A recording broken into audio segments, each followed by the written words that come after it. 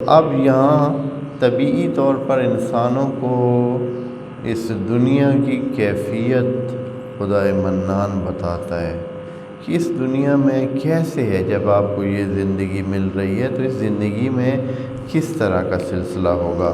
یہ جو آیت ابھی مد نظر ہے 212، اس میں صرف ایک خاص گروپ کا ذکر ہے، لیکن دوسری آیات میں اسی طرز کی بات جو ہے وہ تمام انسانوں کے لیے کہی ہے. جیسے زُیِّنَ لِلنَّاسِ، مثلا زُیِّنَ لِلنَّاسِ کہا ہے اور اس میں پھر تھوڑی تفصیل بتائی ہے، لیکن یہاں بالکل مختصر انداز میں. تو یہاں یوں کہتے ہیں کہ زُیِّنَ لِلَّذِینَ کَفَرُوا. کہانی یوں ہے کہ اللہ تعالیٰ انسانوں کو آگاہ کرتا ہے کہ اے انسانوں، یہ جو آپ کی زندگی ہے یہ ایسے نہیں ہم نے بنائی کہ ہم آپ کو آخرت کی بات بتائیں اور آپ جو ہے اس زندگی میں پھر رہنا پسند کریں، پھر امتحان ہو. اس کا ایک ہی طریقہ ہے کہ اصلی زندگی آخرت ہو، یہ زندگی بھی کیا ہو، انسانوں کے لیے دلچسپی کا باعث ہو. تب آدمی سیکھتا ہے، تب آدمی اپنے آپ کو پرہیز کرا سکتا ہے اور اپنی بندگی خدا کے لیے اقدامات کر سکتا ہے. اگر یوں ہو کہ یہ زندگی خود زندگی ہی کیا ہو، اس میں دلچسپیاں ہی نہ ہوں.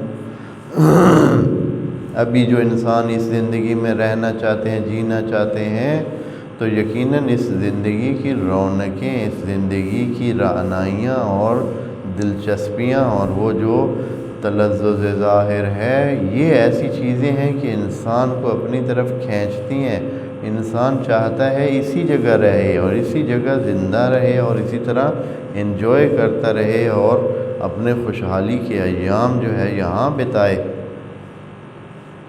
اگر اس زندگی کو خدائے کریم کیا کر دے، اس زندگی میں بھی خوشحالی والے اور یہ جو انٹرٹینمنٹ کے یا انسانوں کی دلچسپی کے مواقع ہیں ان کو ختم کر دے، نہ رکھے اس میں، اور صرف کہے کہ چونکہ میں نے اصلی زندگی آخرت کی بنائی ہے، تو اب بہتر ہے کہ انسان کیا کریں، اس زندگی کی طرف توجہ ہی نہ کریں. نتیجہ پھر کیا ہوتا؟ نتیجہ یہ ہوتا ہے کہ پھر امتحان کی کیفیت یا انسان کے سکھلائی کی کیفیت ختم ہو جاتی. پھر کوئی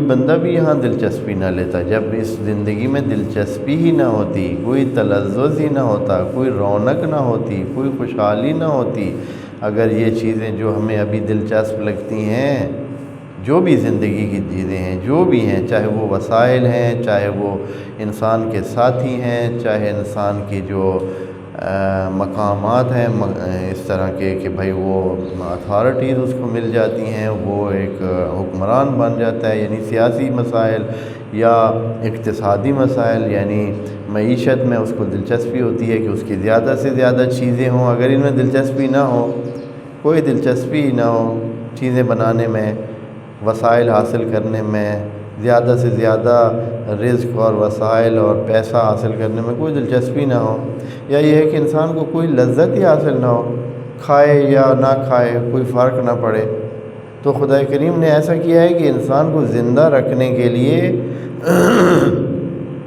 حتیٰ کھانوں میں بھی اس نے ایسی چیزیں رکھ دی ہیں کہ انسان کا دل کرتا ہے کھائے. یعنی خود انسان چاہتا ہے. اگر صرف اتنا ہوتا کہ طاقت کے لیے انسان کو کھانا ہوتا اور اس میں لذت نہ ہوتی، ایسی چیزیں ہوتی جو صرف دوائی کی طرح ہوتی، بھائی دوائی جیسے پی جاتی ہے، اس طرح کی چیز ہوتی جس میں کوئی لذت نہیں ہے، صرف مجبوراً آدمی پیتا ہے، تو پھر کیا ہوتا؟ بندے مرنے تک چلے جاتے، کھانے کا کسی کو خیال ہی نہ آتا. اب جو انسانوں کے لیے خدا نے اس میں لذت رکھی ہے، تو یہ کیا ہے کہ انسان خود وہ کام اپنی مرضی سے کرتا ہے. خدا کریم نے اگر یہ جو مذکر اور مؤنث کے درمیان ایک وہ انس اور ایک رغبت کا سلسلہ پیدا کیا. اگر یہ نہ ہوتا تو قطعاً کوئی بندہ جو ہے وہ ازدیاد نسل کی طرف نہ جاتا. اصلا نسل بڑھتی ہی نہیں کہ صرف کوئی اس لیے بھائی اپنے یہ جو تعلقات قائم کرتا ہے اس بنیاد پر کہ اس کے بچے ہوں. اصلاً کوئی بھی نہ جاتا. ابھی 90 70 80 90% لوگ جو ہے وہ اپنی دلچسپی کے لیے اس قسم کے مسائل میں داخل ہوتے ہیں. نتیجہ خود بخود ہی نکل آتا ہے. وہ آگے پھر آگے اللہ نے سیٹ کیا ہوا ہے لارا نظام کہ وہ ہو جاتا ہے. ابھی بھی لوگ دلچسپی کے لیے کھاتے ہیں, ان کو طاقت ملتی ہے. یہ ایک اضافی چیز ہے جو اللہ نے رکھ دی ہے. وَإِلَّا لوگ اس کے لیے کہ بھائی ان کو انرجی حاصل ہو اور وہ زندہ رہیں اور وہ جو ہے سلسلے کریں. کتنے بندے اس نظریے سے کھاتے ہیں. اگر اس نظریے سے کھائیں تو پھر بہت ساری اچھی چیزیں کھائیں, نقصان دہ چیزیں نہ کھائیں. لیکن چونکہ نظریہ تلذذ کا ہوتا ہے اور وہ جو کھانے سے انسان کو لذت ملتی ہے, اس لیے نتیجہ یہ ہے کہ ہر وہ چیز بھی کھاتا ہے جو اس کو نقصان دیتی ہے. خدا کریم یہی بات اس آیت میں فرما رہا ہے. پھر یہاں اس آیت میں ایک خصوصیت یہ ہے کہ عام لوگوں کے لیے بھی یہ ساری دلچسپیاں موجود ہیں زندگی کی. زُيِّنَ لِلنَّاسِ حُبُّ الشَّهَوَاتِ مِنَ الْقَنَاطِ, وہ جو پوری آیت ہے جس میں تمام چیزوں کا ذکر ہے. اس کا جس میں عورتوں کا, وسائل کا, سونے کا, چاندی کا, دوسری جو سلسلے ہیں جن کو انسان چاہتا ہے وہ سارے ذکر ہیں. وہ آیت تمام انسانوں کے لیے ہے زُيِّنَ لِلنَّاسِ. لیکن اس آیت میں ہے کہ زُيِّنَ لِلَّذِينَ كَفَرُوا, وہ جو انکاری ہیں, وہ جو دل میں تھوڑی سی یہ رکھتے ہیں نا کہ بھئی ہم نے نہیں ماننا, ہم نے کسی فریم میں نہیں آنا, ہم نے کسی شریعت اور حد میں نہیں آنا, ہم آزاد ہی ٹھیک ہیں, اس لیے ہم نے کسی کی نہیں ماننی, نبی کہتا رہے ہم نے نہیں ماننا. یہ جو ہے ان کے لیے خدا کریم خصوصی کوٹا ان کے لیے رکھتا ہے. پھر ان کی دلچسپی جو دنیا میں ہوتی ہے وہ اور بھی بڑھا دیتا ہے.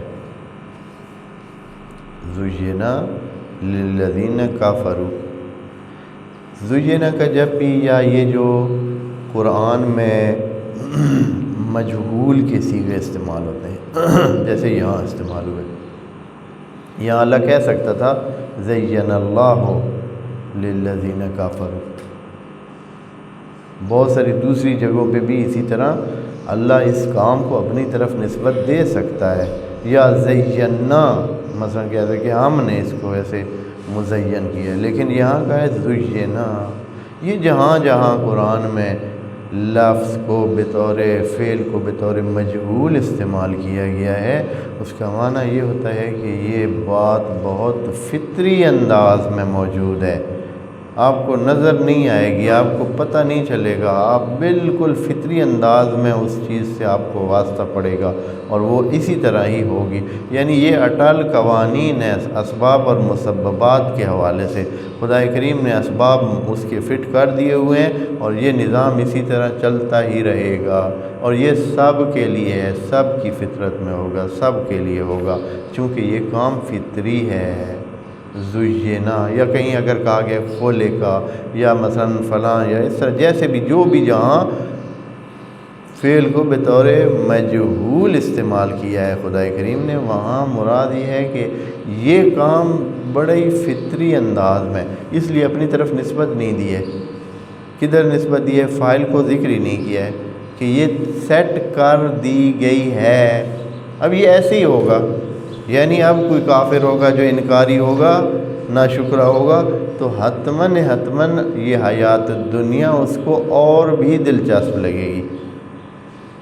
ایک بندہ ہوتا ہے جو مسلمان ہوتا ہے, وہ بھی حیات دنیا کو ترجیح دیتا ہے, لیکن یہ ہے کہ کم از کم کسی زاویے میں اس کو یہ پتہ ہوتا ہے کہ یہ ہے عارضی, میرے پاس ہیں تو صحیح بہت ساری چیزیں, لیکن ہیں کیا عارضی ہیں, اور یہ میں نے آخرت میں ادھر جانا ہے اور اس کے جواب بھی دینا ہے. فی حلالہا حساب و فی حرامہا عقاب, یہ نظریہ تو موجود ہے نا. تو اس لیے انسان کو جو مسلمان ہوتا ہے, جو مان چکا ہوتا ہے اللہ کو, اس کے اندر وہ دلچسپی نہیں ہوتی جتنی کہ ایک کافر کو ہوتی ہے، اس لیے کہ کافر یا وہ جو انکاری ہے وہ یہ سمجھ رہا ہوتا ہے کہ صحیح آخری یہی دنیا ہے، سب کچھ یہی ہے، ادھر ہی میرا فوکس ہے، اب جتنا کھا پی لیا، جتنا انجوائے کر لیا، جتنے لطف اٹھا لیا، جتنا تلذذ حاصل کر لیا، یہی ایام ہے، تو اس لیے اس کی دلچسپی بہت زیادہ ہوتی ہے۔ تو پھر وہ کیا ہوتا ہے، اس کی وجہ کہ اس کے دل میں خدا کریم مزید اس کی جو محبت ہے وہ ڈال دیتا ہے، اور وہ اس کے لیے بہت، اسی لیے ابھی جو لوگ آخرت کے حوالے سے اتنا کوئی زیادہ نظریہ نہیں رکھتے ہیں، وہ اس دنیا کے بارے میں بہت حساس ہوتے ہیں۔ وہ بہت، ہمارے ہاں تو لوگ آتے جاتے رہتے ہیں، مرتے مرتے رہتے ہیں، اور یہ وہ ہوتا رہتا ہے، کوئی اتنا بڑا بن، وہاں جو دنیا کے حوالے سے جو ہیں، یعنی جو نہیں مانتے ہیں، اتنا توجہ نہیں کرتے ہیں خدا کی طرف اور آخرت کی طرف، تو وہ لوگ بہت حساس ہوتے ہیں اپنی زندگیوں کے بارے میں اور اس کے بچانے کے بارے میں، تبھی تو وہ لوگ بہت زیادہ اس حوالے سے کیا کر کے اقدامات کرتے ہیں زندگیوں کو بچانے۔ ہمارے لوگ اللہ لوگ ہیں، یہ کیا ہے، بس ٹھیک ہے، جتنے دن جو ہے جی رہا ہے، مر گیا ہے تو مر گیا ہے، بس یہ ہے بھائی، ہاں۔ لیکن ادھر بہت حساس ہے، بہت دھیان کیا جاتا ہے، اور بہت سارے، اس لیے کہ زُيِّنَ لِلَّذِينَ كَفَرُوا الْحَيَاةُ الدُّنْيَا، پہلی زندگی، آپ کو عرض کیا ہے نا، دنیا کا مطلب یہ بھائی مال والی اور مادی یہ چیزیں صرف نہیں ہیں، بلکہ دنیا سے مراد مادی دنیا نہیں ہے، یہاں سے مراد یہ ہے کہ جو پرلی دنیا ہے، جو قریب تر زندگی ہے، جو زندگی قریب تر ہے، جو قریب تر زندگی ہے وہ دنیا ہے، اور جو تھوڑی بعد میں ہے وہ آخرت ہے۔ یہ اس کی تشریح اس میں پہلے ایک آیت میں ہم بڑی تفصیل سے عرض کر چکے ہیں، دنیا اور آخرت کے الفاظ کے بارے میں بھی ٹھیک ٹھاک بات ہو چکی ہے۔